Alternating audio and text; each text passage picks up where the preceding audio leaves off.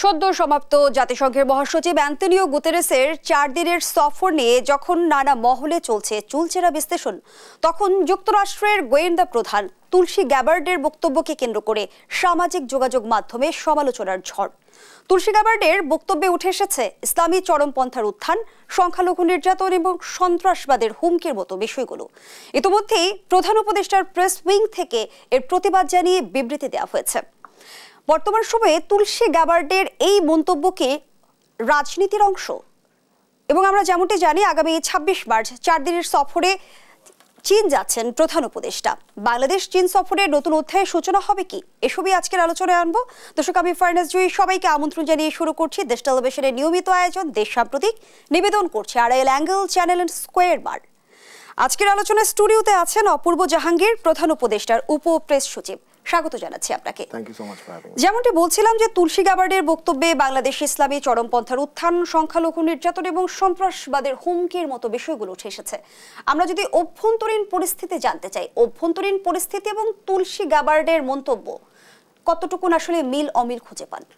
প্রথমত আমার কাছে মনে হয় যে উনি উইথ অল ডিউ রেসপেক্ট হয়তো ওনার কাছে পুরোপুরি ইনফরমেশনটা নাই। আপনারা জানেন যে বাংলাদেশকে নিয়ে কিন্তু প্রচুর ডিসইনফরমেশন ছড়ানো হচ্ছে এবং হয়তো ওখান থেকে উনি কিছু ইনফরমেশন পেয়ে এই স্টেটমেন্টটা দিয়েছে। আমি আশা করব যে আমরা অলরেডি একটা রিবাটল দিয়েছি ওনার স্টেটমেন্টের জন্য, যেটা কালকে পাবলিশ হয়েছে। এছাড়া আমার মনে হয় যে একটু উনি যদি একটু বাংলাদেশের দিকে ঠিক মতো তাকায় তাহলে অ্যাকচুয়ালি বুঝতে পারবে ঘটনাটা কি ঘটছে। কারণ উনি যা যা ক্লেম করেছে আমার কাছে মনে হয় তার কোনোটাই ঘটছে না। যথেষ্ট পরিমাণ শান্তিপূর্ণ অবস্থা বিরাজ করছে এবং যা যা কিছু ঘটছে সেগুলো অভ্যুত্থান পরবর্তী একটি দেশে এর চেয়ে আরও বেশি হয় আমি বলবো। সো আমার কাছে মনে হয় যে আমি এখনো পর্যন্ত মনে করি যে ওনার কাছে হয়তো ঠিকঠাক ইনফরমেশন নেই। সো আমি আশা করবো যে উনি হয়তো পুরো ইনফরমেশন নিয়ে দেন নেক্সট টাইম থেকে স্টেটমেন্ট দিতে পারবে আর কি। এর আগে আমরা যদি গত বছরের কথা বলি, আমরা দেখেছিলাম যে ট্রাম্প সংখ্যালঘু নির্যাতনের বিষয়ে পোস্ট করেছিলেন 31 অক্টোবরের কথা বলছি। 31 অক্টোবরে ট্রাম্পের সেই পোস্ট আর তুলসী গ্যাবার্ডের এই মন্তব্য কি একই সূত্রে গাঁথা? একই সূত্রে গাঁথা কিনা জানি না, কিন্তু দুটোই যথেষ্ট ইনফরমেশন অভাব আছে। আপনি তো বাংলাদেশে বিরাজ করছেন, আপনি কি দেখছেন সংখ্যালঘু নির্যাতন চলছে? উনারা যেভাবে বলছে আমি তো দেখছি না। সো আমি মনে করছি যে এখানে এখনো দুটো জায়গাতেই দুটো ইনফরমেশন যথেষ্ট পরিমাণ ঘাটতি আছে এবং প্রপার ইনফরমেশন যাতে ওনারা পায় সেই ব্যবস্থা হয়তো আমরা করতে পারি, অথবা তাদেরকে ইনভাইট করতে পারি যে তারা নিজে দেশে এসে দেখে যাক। প্রধান উপদেষ্টা কিন্তু যখনই এই ধরনের কোনো মন্তব্য আসছে তিনি বলছেন যে everybody is welcome now in Bangladesh. আপনারা জানেন যে কোনো সাংবাদিককে পর্যন্ত এখনো বাধা দেওয়া হচ্ছে না বাংলাদেশে আসতে। যেই আসতে চাচ্ছে, স্টোরি করতে চাচ্ছে, তাদেরকে সম্পূর্ণ স্বাধীনতা দেওয়া হচ্ছে। তারা যেভাবে ইচ্ছা বাংলাদেশকে ঘুরে দেখুক এবং তারাই যাচাই করুক এখানে কি হচ্ছে। সো আমি এখনো মনে করি দুটো ক্ষেত্রে এখানে ইনফরমেশনের ঘাটতি রয়েছে। আমি আশা করছি যে ইনফরমেশনের ঘাটতিটা হয়তো পূরণ হবে এবং অ্যাকচুয়াল পিকচারটা ওনারা পাবেন। আপনি বলছেন ইনফরমেশনের ঘাটতি রয়েছে, এখনো কি আসলে ট্রাম্প প্রশাসন, যুক্তরাষ্ট্র যদি আমরা বলি যে ভারতের দৃষ্টিভঙ্গি দিয়ে বাংলাদেশকে দেখার চেষ্টা করছে? সেটা পুরোপুরি যুক্তরাষ্ট্রের ব্যাপার, তারা ভারতের দৃষ্টি দিয়ে বাংলাদেশকে দেখবে কি দেখবে না। কিন্তু কথা হচ্ছে এই দেখাটা হয়তো ঠিক হবে না। আমি পার্সোনালি মনে করি বাংলাদেশ একটি স্বাধীন দেশ এবং বাংলাদেশকে বোঝার জন্য আমার মনে হয় বাংলাদেশের চোখ দিয়েই বাংলাদেশকে দেখতে হবে। So again this is the only thing I can hope for, এবং আমি আশা করি যে তারা হয়তো সেটাই দেখবেন। আন্তর্জাতিক রাজনীতির কোনো অংশ কিনা? সেটা তো আন্তর্জাতিক রাজনীতির অংশ কি অংশ না সেটা হয়তো আমার চেয়ে ভালো গণমাধ্যম কর্মীরা বলতে পারবেন, সেখানে অ্যানালিসিসটা আরও বেশি হবে। কিন্তু এটা তো সত্যি যে বাংলাদেশকে ঘিরে প্রচুর ডিসইনফরমেশন হচ্ছে। আমরা ইউটিউব খুললেই দেখতে পারি, বিভিন্ন অনলাইন ইয়েতেও দেখতে পারি, যেটার প্রত্যেকটাই প্রচণ্ড পরিমাণ ডিসইনফরমেশন দ্বারা প্রভাবিত এবং প্রচুর ভুল ডাটা, প্রচুর ভুল কোটেশনস, এই ব্যাপারগুলো তো ঘটছে। সো এটার একটা প্রভাব তো নিশ্চয়ই আছে। আমি আশা করব যে প্রপার ইনফরমেশনগুলো যাতে বহির্বিশ্ব পায় এবং আমরাও আশা করছি যে যেটার জন্য আমরা বারবার বলছি যে আমরা কিন্তু এই যে সাংবাদিকদের জন্য বাংলাদেশ উন্মুক্ত করে দিয়েছে। আপনি কিন্তু চাইলে এখন বাংলাদেশে একদিনের ভিসা নিয়ে একদিনের মধ্যে ভিসা পেয়ে যেতে হবে। We have ensured that. So এই ক্ষেত্রে আমি বলবো যে এটা যারা মনে করছে বাংলাদেশে কোনো চরমপন্থা কিছু ঘটছে তারা নিজেরা এসে দেখুক, বাংলাদেশ যাচাই করুক। যুক্তরাষ্ট্রের জন্য দক্ষিণ এশিয়ার কথাই যদি আমরা বলি, সেটা কিন্তু একটা কৌশলগত অঞ্চল। সেই জায়গা থেকে বাংলাদেশ ইসলামী চরমপন্থার উত্থান ও সংখ্যালঘু নির্যাতনকে যুক্তরাষ্ট্র ভবিষ্যতে কৌশলগত স্বার্থে ব্যবহার করবে কিনা? এটা পুরোপুরি যুক্তরাষ্ট্রের ব্যাপার, কিন্তু কথা হচ্ছে আপনি যে কথাটা বললেন এটা যদি ব্যবহার করে তাহলে প্রচণ্ড পরিমাণ ভুল হবে। বাংলাদেশের এখন আমরা 2025-এ বাস করি, everybody is free to see all the information. পৃথিবী যে কোনো কিছু নিয়ে আপনি যে কোনো কিছু পড়তে পারেন, যে কোনো কিছু নিয়ে জানতে পারেন। সো এই একটা অবস্থায় যদি বাংলাদেশকে, বহির্বিশ্বের কোনো দেশ বাংলাদেশকে মনে করে যে এখানে চরমপন্থা কোনো একটা কিছু বিরাজ করছে, অত্যন্ত ভুল হবে, কারণ proper information is right out there. এটাকে এড়ানোর কোনো জায়গা নেই। বরং আমি মনে করি যে যদি বাংলাদেশ যেহেতু আমি মনে করি একটি ইউনিক দেশ, এবং এই দেশে প্রচুর পরিমাণ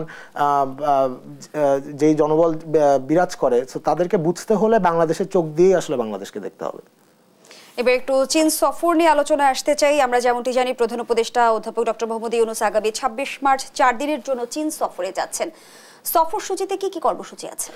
প্রথমত উনি 26শে মার্চ চায়নায় গিয়ে পৌঁছাবেন, এবং এখনো পর্যন্ত আমরা যতদূর জানি যে উনি বোয়া ফোরামে, যেটা হচ্ছে বলা হয় যে এশিয়ার ডাভোস, সেখানে বক্তব্য রাখবেন, এশিয়ার বিভিন্ন লিডার সেখানে আসবেন। এছাড়া হচ্ছে 28 তারিখ চায়নার প্রেসিডেন্ট শি জিনপিংয়ের সাথে তার বাইল্যাটারাল একটা বৈঠক আছে।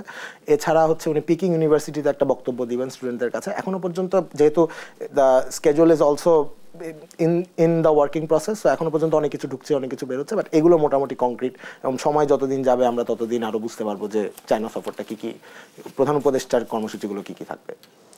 বাংলাদেশের সাথে ভারতের সম্পর্কের আমরা যদি বর্তমান অবস্থানটা বুঝতে চাই, সেটি কেমন?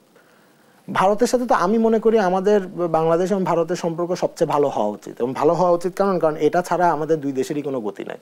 ভারতের সাথে আমাদের জন্য সুসম্পর্ক থাকা যেন বাংলাদেশের যেমন অত্যন্ত জরুরি, ভারতেরও বাংলাদেশের সাথে সুসম্পর্ক রাখা অত্যন্ত জরুরি। সো আমি আশা করব যে দুই দেশই সেদিকে ধাবিত হচ্ছে, এবং আমরা তো বন্ধুত্বের হাত বাড়িয়ে দিয়েছি। আমরা তো এখনো পর্যন্ত বলছি যে ভারত ছাড়া যেমন বাংলাদেশ শান্তিতে থাকতে পারবে না, সেমনি বাংলাদেশ ছাড়াও ভারত শান্তিতে থাকতে পারবে না। সো আমার কথা হচ্ছে যে এখানে কোনো মানে ভালো সম্পর্ক ছাড়া আর কোনো গতি নাই, দের ইজ নো অল্টারনেটিভ।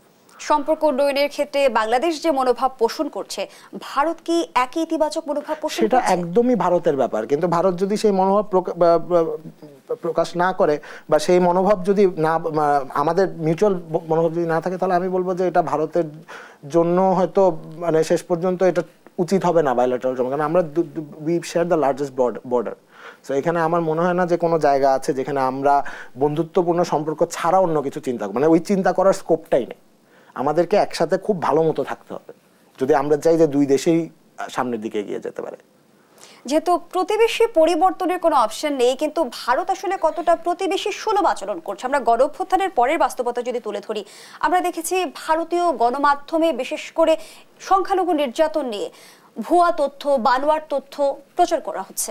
আপনি ডিসইনফরমেশনের কথা বলছিলেন তুলসী গ্যাবার্ডের, ভারতীয় গণমাধ্যম থেকে পাওয়া সেই ডিসইনফরমেশন সেখানে কতটা ভূমিকা রেখেছে বলে মনে করেন? হয়তো নিশ্চয়ই ভূমিকা রাখতে পারে, এটা নিয়ে কোনো ডাউট নেই। কিন্তু কথা হচ্ছে যে যখন ভারতের ফরেন সেক্রেটারি বিনাক মিস্ত্রি যখন আসলেন, তখন উনি কিন্তু বলেছিলেন যে এটা গভর্নমেন্টের স্ট্যান্ড না, এটা হয়তো প্রাইভেট এন্টিটির স্ট্যান্ড।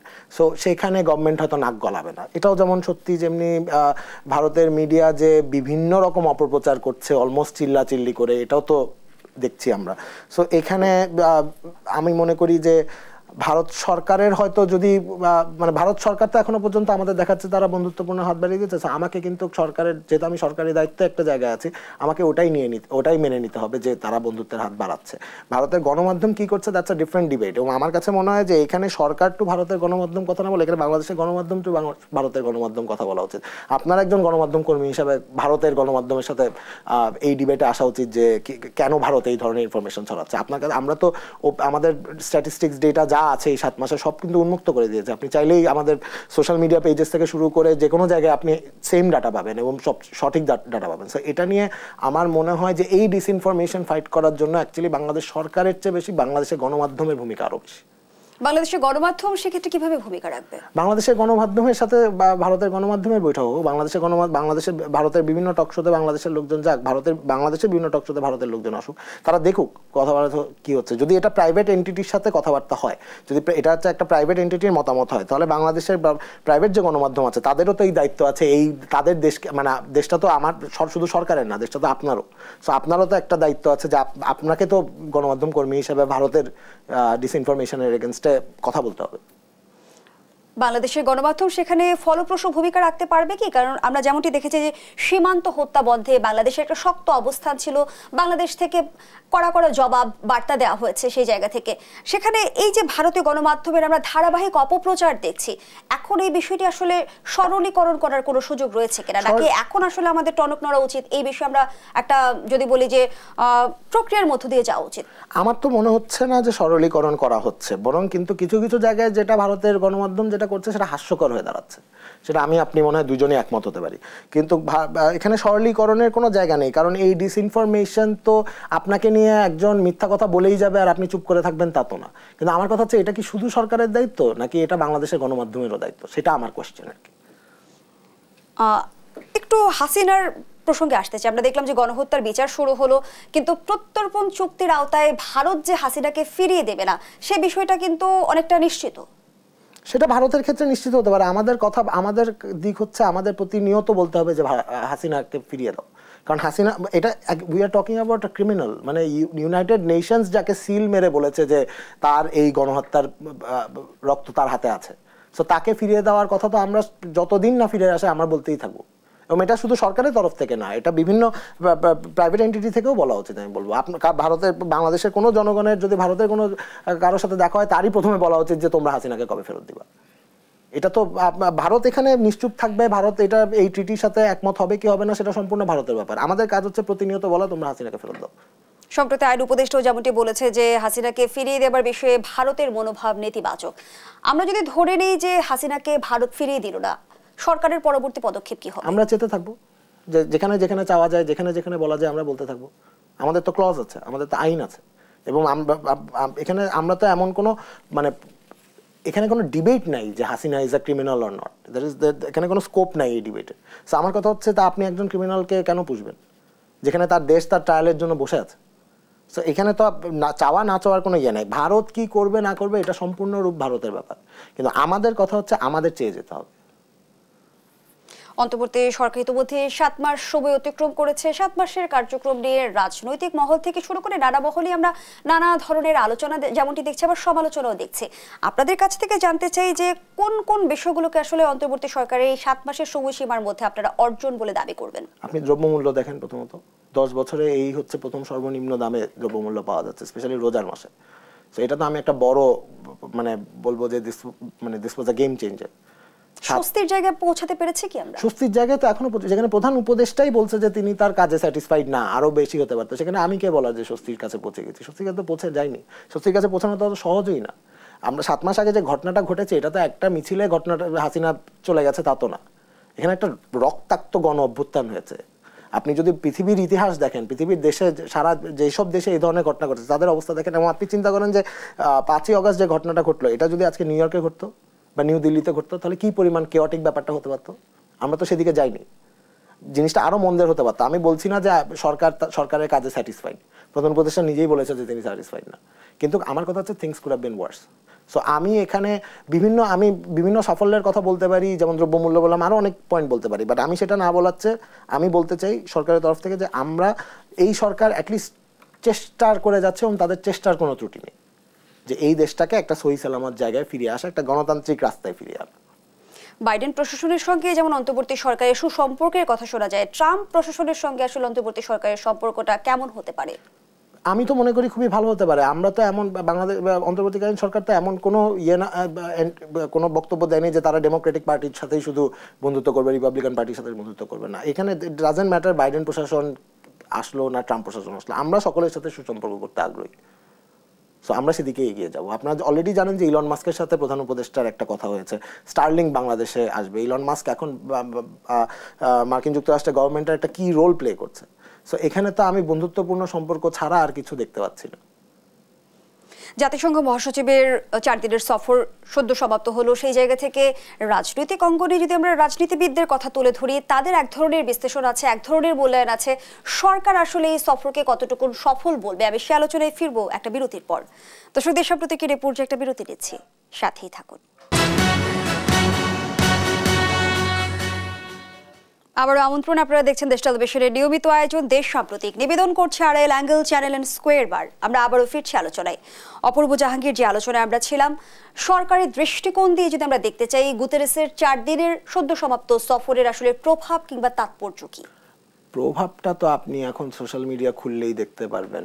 উনি যখন অ্যান্টনিও গুতেরেস যখন প্রধান উপদেষ্টার সাথে কক্সবাজার যান এবং সেখানে 1 লাখ রোহিঙ্গা শরণার্থীদের সাথে তারা দুজন ইফতার করেন, সেখানে তাদের দুজনের যে ভাষণ এবং তার যে আপনার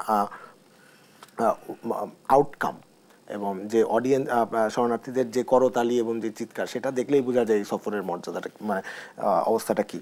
সো আমার মনে হয় এখানে আমার কোনো এক্সট্রাভাবে কোনো কিছু বলার কিছু নাই।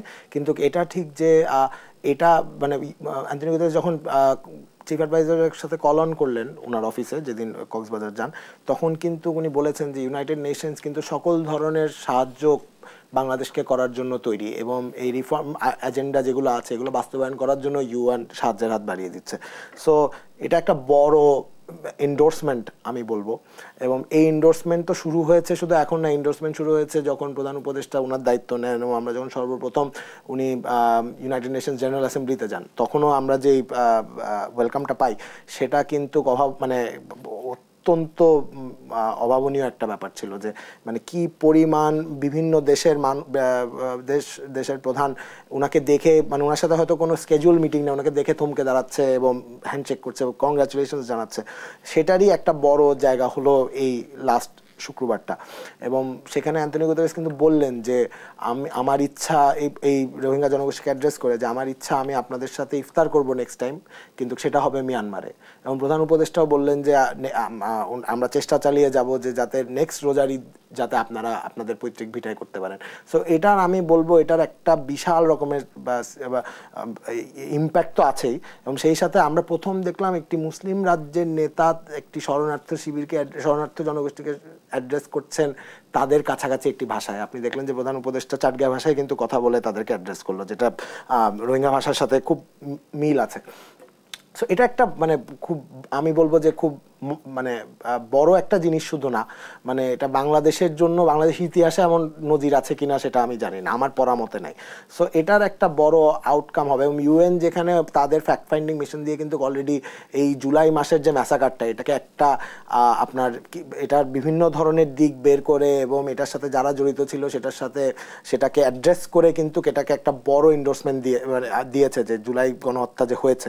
সো এখানে তো ইউএনের একটা বড় ভূমিকা আছে এই সময়টুকুতে।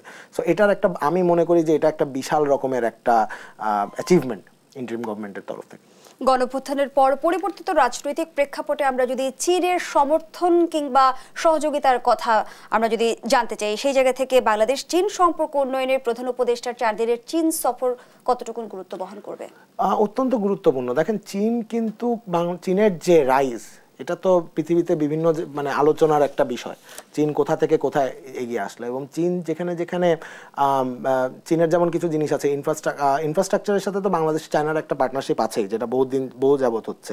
এবং এছাড়া আমরা সরকার যেটা চাচ্ছে যে এই যে ম্যানুফ্যাকচারিং বিপ্লব যেটা চীন ঘটায়, এইটার থেকে কিছু শেখা যায় কিনা, বাংলাদেশে এই জায়গাটা হতে পারে কিনা। বিভিন্ন টেকনোলজিক্যাল ক্ষেত্রে কিন্তু চায়না এখন বহু রকমের আগায়।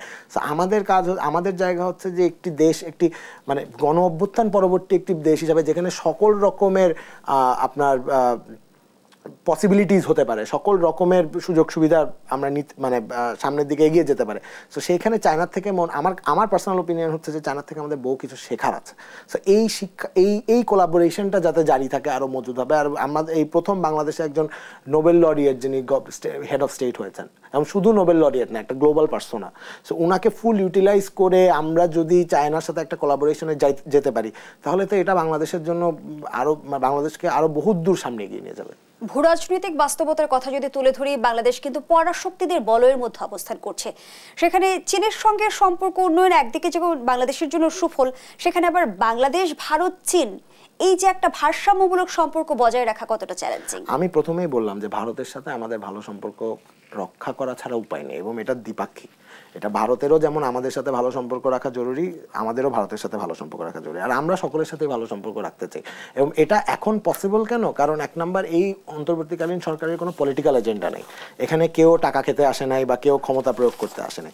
এখানে সবাই আসছে দেশ, বাংলাদেশ একটা দেশ হিসাবে যাতে সামনের দিকে এগিয়ে নিয়ে যেতে চায়। এবং আমাদের যেহেতু একজন গ্লোবাল পার্সোনা, এখন একজন হেড অফ স্টেট আছে, তার চেহারা দেখিয়ে, তার মুখের দিকে তাকিয়ে পৃথিবী এখন বাংলাদেশকে সাহায্য করার জন্য এগিয়ে আসছে। সেখানে চীন, ভারত, পাকিস্তান কিচ্ছু, মানে এটা ওই দিকে ব্যাপারই না। ব্যাপারটা হচ্ছে এখন যেহেতু সবাই সাহায্যে, আমরা কেন সাহায্য নিব না? যে কোনো দেশ আমাদের সাহায্য করতে চাইলে আমরা সাহায্য নিব, এবং যে কোনো দেশকে আমরা যদি সাহায্য করতে পারি, আমরা সাহায্য করব। বলা হয়ে থাকে যে হাসিনার পতনের পর বাংলাদেশ ও পাকিস্তানের সম্পর্কে উন্নতি হয়েছে এবং পাকিস্তানের সঙ্গে বাংলাদেশের এই সম্পর্কের উন্নয়নকে গভীরভাবে পর্যবেক্ষণ করছে ভারত। সম্প্রতি আমরা ভারতীয় সেনা প্রধানের বক্তব্যকে যদি তুলে ধরি, সেখানেও তিনি উদ্বেগ প্রকাশ করেছেন। ভারতের এই উদ্বেগের কারণ কি হতে পারে? আমি মনে করি ভারতের সেনা প্রধান যেই কথাটি বলেছেন সেটাও হয়তো ডিসইনফরমেশনের কারণেই বলেছে। হয়তো ওনাদের কাছে ঠিক সঠিক ইনফরমেশনটা যাচ্ছে না, অথবা তারা সঠিক ইনফরমেশনটা দেখতে চাচ্ছে না। এখন এটা বোধ হতে পারে। ভারতের সেনা প্রধান কি বলছে, ভারত কি বলছে, এটা সম্পূর্ণ কিন্তু ভারতের ব্যাপার। আমরা আমাদের জায়গায় অটুট রয়েছি, আমরা আমাদের দোয়ার খোলা, যে কেউ এসে বাংলাদেশে দেখতে পারে বাংলাদেশে কি হচ্ছে এবং নিজের চোখ দিয়ে দেখুক। একটু সংস্কার নির্বাচন প্রসঙ্গে আসতে চাই। যেমন হচ্ছে আমরা জানি অন্তর্বর্তী সরকার 7 মাস সময় ইতিমধ্যেই পার করেছে। সংস্কারের বিষয়টা যদি আমরা জানতে চাই, বর্তমান সময়ে কিন্তু আমরা সংস্কারের দেখছি যে আলোচনাটা আটকে আছে ছোট সংস্কার, বড় সংস্কার ইস্যুতে। এর মধ্য দিয়ে আসলে সরকার কি বার্তা দিতে চেয়েছে? সরকার তো প্রথম থেকেই বলছে যে সরকারের কোনো নিজস্ব ওপিনিয়ন নেই, সরকার ইজ হিয়ার টু ফ্যাসিলিটেট। এটা প্রধান উপদেষ্টারই কথা, যে আমরা কিন্তু কোনো কিছু, এই সরকার কিন্তু কোনো কিছু চাপিয়ে দিচ্ছে না। সো তাদের কাজ হচ্ছে যে সকল মতামত এনে যেটা সবাই এগ্রি করবে সেটা করে ফেলা, যেটা এগ্রি করবে না সেটা না করা। সো সংস্কারের কথাবার্তা আটকে যাচ্ছে বলে আপনি যেটা বললেন আমার কাছে একদমই মনে হয় না। কারণ আমরা প্রথমত বাংলাদেশ কিন্তু বহু বছর পর তার বাকস্বাধীনতা ফিরে পেয়েছে, এবং বাকস্বাধীনতা ফিরে পেলার ফলে যেটা হয়, বিভিন্ন রকমের ডিবেট আসে, এবং এই ডিবেটটা খুব হেলদি। কে কোন সংস্কার মানবে, কে কোন সংস্কার মানবে না, এই প্রসেসের মধ্যে দিয়েই তো আমরা একটা ঐক্যমতের জায়গায় পৌঁছাবো। সো আমার কথা হচ্ছে যে এখন যে এই যে আপনি বিভিন্ন সময় দেখা যায় যে অমুক পলিটিক্যাল পার্টি একটা জিনিস বললো, আরেকজন আরেকটা জিনিস বললো, এটা খুবই স্বাভাবিক, এটাই হওয়ার কথা। তো অপূর্ব জাহাঙ্গীর, আপনি বলছেন যে সরকার আসলে সংস্কার করবে না, ফ্যাসিলিটেট করবে। যদি তাই হয় তাহলে আসলে বৃহৎ সংস্কারের আলোচনাটা আসছে কেন, সেই বিষয়টি বুঝতে চাইবো আপনার কাছ থেকে। আবারও বিরতির সময় হয়েছে, বিরতি থেকে ফিরছি। দর্শকদের সাম্প্রতিক রিপোর্ট যে আবারও বিরতিতে যাচ্ছে, সাথেই থাকুন। আবারও আমন্ত্রণ, দেখছেন দেশ সাম্প্রতিক। আমরা আবারও ফিরছি আলোচনায়। অপূর্ব জাহাঙ্গীর, যে আলোচনায় আমরা ছিলাম, আপনি যখন বলছেন যে সংস্কারের বিষয়ে সরকার শুধু ফ্যাসিলিটেট করবে, সেই জায়গা থেকে তাহলে বৃহৎ সংস্কারের আলোচনাটা আসছে কেন? বৃহৎ সংস্কারের আলোচনা আসছে যে আমার মনে হয় ব্যাপারটা একটু ক্লিয়ার করা দরকার। এখানে একটা মিসআন্ডারস্ট্যান্ডিং হচ্ছে। সেটা হচ্ছে ক্ষুদ্র সংস্কার আর বৃহৎ সংস্কারের যে ব্যাপারটা, সেটা হচ্ছে ক্ষুদ্র সংস্কার হচ্ছে যেগুলো সবাই একমত এবং সকল পলিটিক্যাল পার্টি এবং সকল স্টেক হোল্ডাররা চায় এটা করে ফেলে, 1-2 দিনের ব্যাপার। অ্যাকচুয়ালি গোটা সংস্কারটা 1 দিনের ব্যাপার। বৃহৎ সংস্কার এবং ক্ষুদ্র সংস্কার যেটা বলা হচ্ছে, সেটা বেসিক্যালি বলা হচ্ছে the length of the debate. আমরা কি সংবিধানে হাত দিব কি দিব না, আমরা কি বা আপনার নির্বাচন কমিশনে কতদূর হাত দিব কি দিব না, কতগুলো বিষয়ে কতটুক হাত দেওয়া হবে, সেটা হচ্ছে ক্ষুদ্র এবং বৃহত্তর সংস্কারের ব্যাপার। এবং এটা অলরেডি লেন্থ বলা আছে যে ক্ষুদ্র সংস্কার হলে ডিসেম্বরের মধ্যে নির্বাচন দিয়ে দেবেন, এবং বৃহৎ সংস্কার হলে হাইয়েস্ট নেক্সট বছরের ফার্স্ট কোয়ার্টার। বিএনপি স্থায়ী কমিটির সদস্য মির্জা আব্বাস বলেছেন, ওদের হাতের ওদের কলমের কোনো সংস্কার আমরা সহজে মেনে নেব না, সংস্কার যদি করেন আমরা কারেকশন করব। সংস্কার প্রশ্নে আমরা এখনো দেখছি নিজ নিজ অবস্থানে অনড় রাজনৈতিক দলগুলো। সেখানে সরকার যদি আসলে বৃহৎ সংস্কারের পথে হাঁটে, সেটি আসলে কতটুকু সাস্টেইন করবে? কতটুকু সাস্টেইন করবে এটা তো পুরোপুরি বলা, মানে ভবিষ্যৎ বলতে পারবে। এরকমও হতে পারে বৃহৎ সংস্কারই করা হয়ে গেল, পরে যারা আসলো তারা এটাকে আবার বাদ দিয়ে দিল। এরকম তো ইতিহাসে ঘটেছে। যখন এরশাদপত্রের পর 3 দলের রূপরেখা যখন হলো, সেটাও কোনো বাস্তবায়ন কিন্তু কেউ করেনি। তো এরকম বাংলাদেশের ইতিহাসে হয়েছে। এবং ইভেন আপনার তত্ত্বাবধায়ক সরকার যখন এসেছিল 2007, তখন অনেক কিছু হয়েছিল যেটা পরে হচ্ছে, তত্ত্বাবধায়ক সরকারটাই তো বাতিল হয়ে গেল। তো এটা ভবিষ্যৎ বলতে পারবে যে কতটুকু থাকবে কতটুকু থাকবে না। এবং এবং প্রত্যেক এই যে ডিবেটটা, এটা তো থাকবেই, এটা না থাকার কোনো কারণ নেই। কিন্তু আমাদের কাজ হচ্ছে, যেহেতু একটা ঘটনা ঘটেছে, একটা পতিত স্বৈরাচার আমাদের দেশ থেকে, পতিত স্বৈরাচার হাত থেকে আমরা জাতি হিসাবে মুক্তি পেয়েছি। আমার মনে হয় পুরো দেশ চাচ্ছে যে এই রিপিটেশনটা যাতে না হয়। আমরা কিন্তু খুব লাকি যে আমরা এই চান্সটা আবার পেয়েছি, একটা মানে আবার ডেমোক্রেসি অ্যাকচুয়াল গণতন্ত্রের দিকে যাত্রা করার এই চান্স কিন্তু সবাই পায় না। আমরা ঐতিহাসিকভাবে ৭১ পরে কিন্তু 4 বার পেলাম এবার। সো এইটা যাতে ভবিষ্যতে না হয়। কিন্তু আপনি এখন আপনি যে পরে নির্বাচনে জয়ী হিসাবে আসবে বা যে আসবে না, ভবিষ্যৎ কি বলবে না বলবে সেটা যেমন ঠিক, যে এটা চাইলে যে কেউ চেঞ্জ করে দিতে পারে, এটাও ঠিক যে জুলাই এবং জুলাই তো একটি উদাহরণ হিসেবে থাকবে যে বাংলাদেশের মানুষ কতটুকু নিতে পারে। সো আবার হবে। মানে কিন্তু আমি বিশ্বাস করি যে বাংলাদেশের জনগণ কেউ চাচ্ছে না যে এই রিপিটেশনটা আবার হোক, তাই এই সংস্কারের কথাবার্তা। এবং সংস্কার আমরা পৌঁছাবো কেমনে, সেটা তো এই ডিবেটের মাধ্যমে পৌঁছাবো। একদিকে নির্বাচন ব্যবস্থার সংস্কার নিয়ে নানামুখী আলোচনা চলছে ইতিমধ্যে, কিন্তু কমিশনের তরফ থেকে বিভিন্ন প্রস্তাবও পেশ করা হয়েছে। অন্যদিকে আবার পুরনো আইনে নির্বাচন কমিশন গঠন হলো, আরপিও নিয়েও নানামুখী বিতর্ক রয়েছে। সাংঘর্ষিক কিনা? আমি এটাকে সাংঘর্ষিক দেখি না, কারণ দেখেন যে পুরা ব্যাপারটাই একটা ইউনিক ব্যাপার। আমি বারবার বলছি, জুলাই পরবর্তী যে অন্তর্বর্তীকালীন সরকার আসলো সেটা তো বাংলাদেশে কখনো হয়নি। বাংলাদেশে কখনো এরকম গণ অভ্যুত্থানের পর এরকম একজন হেড অফ স্টেট পালিয়ে যায়নি। বাংলাদেশে তো এই ঘটনা ঘটলো। আমার কথা হচ্ছে এখন যা যা আসবে সেটা কিভাবে হলো, কেমনে হলো, এটার লিগাল রিফর্ম কি, এটার কালচারাল রিফর্ম, কালচারাল পার্সপেক্টিভ কি, লিগাল পার্সপেক্টিভ কি, এগুলো সবই না আমরা আসলে কিছুটা সময় যাওয়ার পর বুঝতে পারবো যখন ঘটনাটা শেষ হবে। এটা আমার পার্সোনাল ওপিনিয়ন। আপনি দেখবেন যে আপনি ৭১ বা ৫২ বা আপনি ৭৫ বা এর পরবর্তী যা যা বাংলাদেশে ঐতিহাসিক ঘটনা ঘটেছে, আপনি কিন্তু দেখবেন যে আমরা বহু বছর পর এখন বই পড়লে বুঝি যে আচ্ছা ঘটনাটা ঘটেছে হবে। তখন we are living through history right now. So আমাদের কাজ হচ্ছে, এবং পুরো বাংলাদেশে আপনি যেই কোশ্চেনটা করলেন এটা হয়তো এটা একটা লিগ্যাল ফ্রেমওয়ার্কের প্রশ্ন। তো সেটার তো একটা জায়গা আছেই, যেটা আইন উপদেষ্টা এবং আইন মন্ত্রণালয় বহুবার এটার ব্যাখ্যা দিয়েছে। আমি ওদিকে না যাই, কিন্তু কথা হচ্ছে যে অ্যাজ আ বিগার পিকচার কি ঘটেছে, কে কিভাবে কি নিচ্ছে, কার কোন কমিশন কোনটা গ্রহণ করবে না করবে, এক নম্বর এটা যেমন ভবিষ্যৎ এটার উত্তর দিবে, ঠিক তেমনি নির্বাচন কমিশন এবং নির্বাচন কমিশন রিফর্মের যে আপনার যেই ডিবেটটা, এই ডিবেটটা থাকা আমি মনে করি প্রচণ্ড এটা জরুরি। কারণ এখন কিন্তু যেহেতু একটা বাক স্বাধীনতা বাংলাদেশ বহুদিন পর টেস্ট করতে পারছে, সো এখন এই ডিবেটটা চলতে থাকবে। সো এই ডিবেটটা নিয়ে আমাদের সামনে আগাতে হবে। এরকম মতের ভিন্নতা থাকবে, আবার একসাথে এসে একটা জিনিস হয়ে যাবে, আবার একটা মতের ভিন্নতা আসবে, এটাই স্বাভাবিক। নির্বাচন কমিশন বলছে যে তারা ত্রয়োদশ নির্বাচনের জন্য সার্বিক প্রস্তুতি গ্রহণ করছে এবং ডিসেম্বরের নির্বাচন আয়োজনে তারা পুরোপুরি প্রস্তুত, এমনটি বলছে তারা। কিন্তু সাম্প্রতিক সময় আমরা যেমনটি দেখলাম যে নতুন রাজনৈতিক দলের নিবন্ধনের জন্য নির্বাচন কমিশনের জারি করা বিজ্ঞপ্তি স্থগিত করেছেন হাইকোর্ট। সেই জায়গা থেকে সরকারের সাথে ইসির কোনো সমন্বয়হীনতা আছে কি? আমি মনে করছি না সমন্বয়হীনতা আছে। প্রধান উপদেষ্টা তো বলেছে ডিসেম্বরের নির্বাচনের দিকেই আমরা ধাবিত হচ্ছি। আমি এখানে কোনো রকমের বাধা বিতণ্ডা দেখছি না। নির্বাচন নিয়ে রাজনৈতিক দলগুলো বর্তমান সময়ে যে অভিযোগ করছে যে সরকারের থেকে একটি পক্ষ নির্বাচন বিলম্বিত করার চেষ্টা করছে, এর সত্যতা জানতে চাই। এর কোনো সত্যতাই নেই। এই অন্তর্বর্তীকালীন সরকারে যারা যারা আছেন, যারা তত তাড়াতাড়ি সম্ভব তাদের নিজ লাইফে ফিরে যাওয়ার জন্য রেডি। সো এখানে নির্বাচন বিলম্বিত করার প্রশ্নই ওঠে না। এবং আমরা বলছি এমন একজন মানুষকে, we are talking about professor Mohammad Yunus. সে তার কথার বাইরে যাবে এবং সে যে কমিটমেন্ট করেছে সেটার বাইরে যাবে, এটার কোনো নজির নেই এখনো পর্যন্ত। সরকারের তরফ থেকে কিন্তু বারবার আশ্বাস দেওয়া হচ্ছে, কিন্তু রাজনৈতিক দলগুলো আশ্বস্ত কেন হতে পারছে না? সুস্পষ্ট রোডম্যাপ কেন সরকারের তরফ থেকে দেওয়া হচ্ছে না? আমার কথা হচ্ছে, আমার মনে হচ্ছে যথেষ্ট সুস্পষ্ট একটা রোডম্যাপ দেওয়া হয়েছে। আমরা রীতিমতো দুটো ডেট, মানে এর চেয়ে বেশি আমি আর কি দিব। আমি এখন দিনক্ষণ তারিখ হয়তো সামনে দিয়ে দিবে কোনো একদিন। সেটাই যদি রোডম্যাপ হয়, রোডম্যাপ তো আর দিনক্ষণ তারিখ না, রোডম্যাপ হচ্ছে আমরা কোন দিকে যাব। সো এটার জন্য তো উনি 2টা রোডম্যাপ দিয়েছেন এবং সেটাই কিন্তু উনি বারবার বলছেন। ওনার কিন্তু কমিটমেন্টের কোনো জায়গায় হয়নি। এবং দ্বিতীয় কোশ্চেন, যেটা রাজনৈতিক দল যা ইচ্ছা বলুক, আমরা আমাদের জায়গায় কিন্তু এখনো অটুট আছি যে আমরা ক্ষুদ্র পরিসরে সংস্কার হলে ডিসেম্বরের নির্বাচন, আর একটু বড় পরিসরে সংস্কার হলে পরের বছরের ফার্স্ট কোয়ার্টার। বর্তমান বাস্তবতায় অরাজনৈতিক অন্তর্বর্তী সরকার কি কোনোভাবে রাজনৈতিক চ্যালেঞ্জের মুখোমুখি? এটাকে আপনি রাজনৈতিক চ্যালেঞ্জও বলতে পারেন, এটাকে আপনি ফ্যাসিলিটেশন হ্যাজার্ডও বলতে পারেন, বহু কিছু বলতে পারেন। কিন্তু এটাই তো মানে যেহেতু এই অন্তর্বর্তীকালীন সরকারই তো একটা নতুন জিনিস, এটার ক্যারেক্টারিস্টিক্স কি, এই যে বললাম এটা ভবিষ্যতে বইগুলো অনুধাবন করবে যে এটার ক্যারেক্টারিস্টিক্স কি, এটা আদৌ ভবিষ্যতে আবার অ্যাপ্লাইড হবে কি হবে না। সো এটা রাজনীতিক বাকবিতণ্ডার মধ্যে না, এটা লজিস্টিক্যাল হ্যাজার্ড, এটা আমরা আসলে ভবিষ্যতে বুঝতে পারবো, এটা এখন বুঝতে পারবো না। কিন্তু আমার কাছে মনে হচ্ছে যে দেখেন, রাজনৈতিক দলগুলো বাইরে যাই বলুক, আমি যেহেতু প্রধান উপদেষ্টার সাথে যখন রাজনৈতিক দলগুলোর বৈঠক হয় তখন যেহেতু আমার উপস্থিত থাকতে হয়, আমি তো দেখি এখানে কোলাবোরেশনের কোনো কমতি নেই। সো আমি সামনে থেকে যেটা দেখছি আমি তো ওটাই গ্রহণ করব।